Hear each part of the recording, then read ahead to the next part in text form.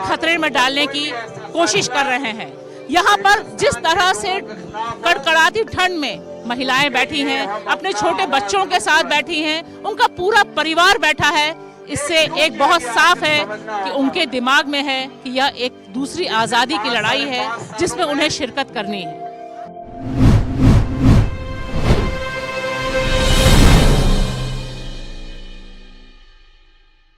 आज 17वां दिन है। रोज आ रही हैं आप? रोज आ रहे हैं, दिन रात यही है। फिर घर कैसे? बस एक ऐसा टाइम हम लोगों ने चुना है कि 1 घंटे के लिए एक लेडीज चली गई, वो अपने बच्चों के देखाएं, क्योंकि घर के काम भी इतने होते हैं। फिर वहाँ से 1-2 जो आधी हैं, आधी अपने काम जाएंगे करके, आधी वापस आएंगे, लेकिन ड्यूटी हमें यहाँ 24 घंटे यही है। क्या नाम है आपका? अफीफा। अफीफा अफीफा जी। बहुत खूबसूरत नाम है आपका। कौन सी क्लास में पढ़ती? 5th में।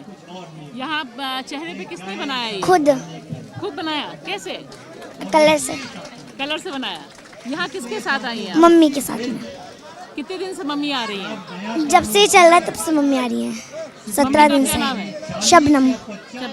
कुछ पता चला यहाँ मम्मी क्यों आ रही है? पहले कभी आई मम्मी यहाँ पर? मम्मी पहले इस रोड पे आती थी, लेकिन पहले ज्यादा नहीं आई जितना अब आती हैं। 17 दिन से रोज आ रही है यहाँ पे। अच्छा चलिए, हम आपकी बात मान लेते हैं, हम माननीय प्रधानमंत्री जी की भी बात मान लेते हैं कि जी कुछ नहीं है। जब वो कुछ है ही नहीं तो वो फिर आया ही क्यों? जब कोई चीज़ है ही नहीं, उसमें कोई नुकसान नहीं है, कोई फ़ायदा नहीं है, तो बिना मतलब में उसके लिए हमारी मतलब उस चीज़ पे पैसा खर्च क्यों किया जा रहा है?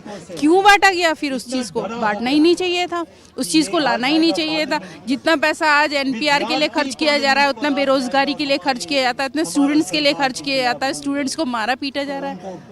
सारी कम्युनिटी विरोध में है, जहाँ तक हम जानते हैं। यहाँ स्टेज पर सारे लोग आते हैं, ऐसा नहीं है कि मुस्लिम ही है, सारे कम्युनिटी के लोग यहाँ पे आते हैं, सिख ईसाई। अब ये है गैर मुस्लिम लोग जो हैं उन्हें अभी इतना समझ में नहीं आ रहा है, ये सोच रहे कि हमारे सपोर्ट में है, ऐसा कुछ नहीं है। उन लोगों को भी अभी जो है रिलीजन के नाम पे ये किया गया है, फिर कास्ट के नाम पे देखिएगा कि बायकॉट किया जाएगा। तो ऐसे गैर मुस्लिम भी जाग चुके हैं, उन लोगों को भी पता है कि ये जो है सब लोगों के लिए परेशानी का मामला बनेगा, इसलिए सारे लोग रोड पे आ गए हैं, सारे लोग अपनी संविधान की लड़ाई लड़ने के लिए आए। ये काला कानून उन्हें वापस लेना होगा, क्योंकि चाहे हमें कुछ भी करना पड़े, ये एक अकेले की लड़ाई नहीं है, ये पूरे हिंदुस्तान की लड़ाई है। इसलिए अगर हमें अपने मुल्क के लिए कुछ भी करना, जामिया में अटैक करवाए उन्होंने, पुलिस लाठी चार्ज करवाए बेटियों पे, तो ये अत्याचार बहुत हो चुके। उनका ही ये कहना था कि मुस्लिम महिलाएं घर से नहीं निकलती। हम उनकी बात को इतना दिल पे ले गए कि अब अगर वो जो भी अत्याचार करेंगे ना, अब हम यहीं आएंगे, सड़कों पे ही आएंगे। उन्होंने 3 तलाक का मसला लेकर आए, कोई महिला आगे नहीं आई, चलिए कोई बात नहीं, हो गया। लेकिन ये हमारे मुल्क का सवाल है, संविधान का सवाल है।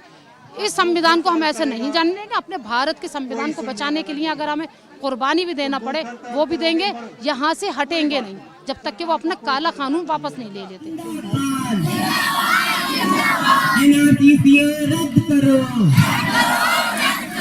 क्या नाम है आपका? रिहाना खातून।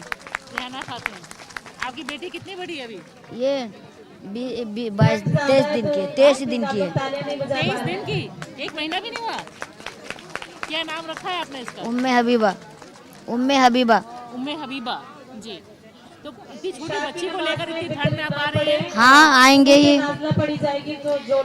अब जैसा ही हुआ है नागरिकता, सब तो आपस आएंगे, रोड पे भी आएंगे। सिवान के लिए बचाने के लिए तो रोड पे आना ही पड़ेगा। इसके बाद क्या करेंगे? जब बच्चा बड़ी होगी तो क्या पूछेगी, मम्मी तुम मेरे लिए क्या करे? क्या नाम है आपका? अर्शीन। मरियम। कौन सी क्लास में पढ़ती हैं आप? 9th। 4th में। यहाँ कब से आ रही हो? कहाँ रहते हो? फर्स्ट डे से आ रही हूँ और शाहीन बाग में ही रहती हूँ, यहाँ पर ही। फर्स्ट डे से आ रही हो? किसके साथ आते हो?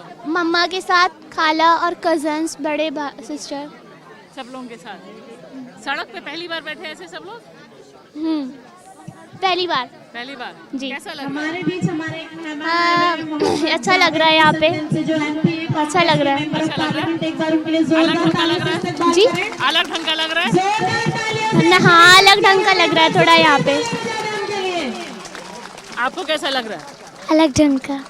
मैंने ये एनआरसी वापस लो। एनआरसी वापस लो। एनसीए। ये दोनों चीजों के बारे में थोड़ा थोड़ा पता चला यहाँ के। जी ये लगा कि ये मुल्क के लिए ठीक नहीं है। जी ये ठीक नहीं है बिल्कुल भी। और क्या पता चला एनआरसी के बारे में या सीए के बारे में? एनआरसी में ये है कि वो हमारा 1970 से पहले के प्रूफ मांग रहे हैं। तो कुछ लोगों के पास है बट कुछ लोगों के पास नहीं है, तो वो लोग कहाँ से लाएंगे? मगर वो इसका मतलब ये थोड़ी ना है कि वो हिंदुस्तानी नहीं है, वो है तो हिंदुस्तानी। मेरे घर से सब आ रहे हैं। सब आ रहे हैं। पहली बार ऐसे सड़क पे बैठे?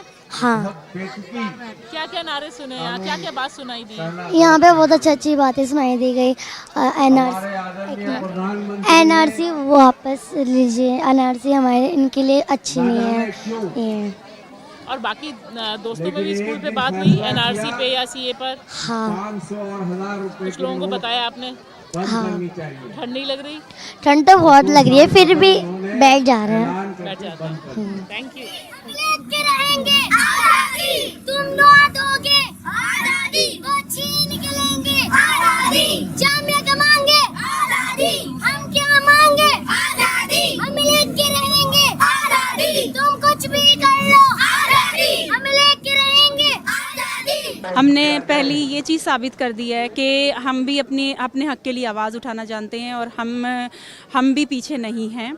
और ये हमारी हिस्ट्री भी रही है, हमारे हिंदुस्तान की हिस्ट्री भी रही है कि 1857 की क्रांति में रानी झांसी बाई और हज़रत बेगम महल भी पहली क्रांति इन दो महिलाओं ने शुरू की थी। 1857 में शुरू की थी, तो हम वही उन्हीं महिलाओं में से एक हैं। और लड़ाई लंबी चलेगी आप? लंबी हमें यही लग रहा है कि हमारा देश आज़ाद 1857 में पहली क्रांति शुरू हुई थी, 1947 में देश आज़ाद हुआ था। और पर ये हमने उस वक्त लड़ाई अंग्रेज़ों के ख़िलाफ़ लड़ी थी, वो हमारे देश के नहीं थे, हमारे देशवासी नहीं थे, वो बाहर से आए थे। तो हमें इस चीज़ का अफसोस नहीं था, पर आज हमें अफसोस हो रहा है। हमें अपने पीएम से बिल्कुल ये उम्मीद नहीं थी कि हम अपने देश के पीएम के सामने खड़े होंगे और उन तक हमारी आवाज़ ही नहीं जा रही है। शाहीन बाग से जो महिलाएं और बच्चे संदेश देना चाह रहे हैं वो पूरे देश भर में नहीं पूरी दुनिया में जा रहा है। संदेश बहुत साफ है कि मोदी और अमित शाह देश का जो विभाजन करना चाहते हैं वह इस मुल्क की महिलाओं को, इस मुल्क के बच्चों को, बच्चियों को और तमाम उन लोगों को जिन्हें संविधान पर भरोसा है उन्हें मंजूर नहीं है। वे यहाँ मांग कर रही हैं कि आखिर 17 दिनों से कड़कड़ाती ठंड में बैठने के बावजूद आखिर सरकार उनकी बात सुनने को क्यों नहीं तैयार है। जिन डॉक्यूमेंट्स को लेकर अभी तक भारत आगे बढ़ा है उसके बारे में एक साथ गृह मंत्री अमित शाह कैसे संदेह पैदा करते हैं, किस आधार पे पासपोर्ट और आधार को खारिज करते हैं, ये सारी बातें मुल्क में एक अविश्वास का माहौल पैदा कर रही हैं। इन महिलाओं की जो आवाज़ है उसे दबाना मौजूदा हुक्मरान के लिए संभव नजर नहीं आती। हम देखेंगे लाजिम है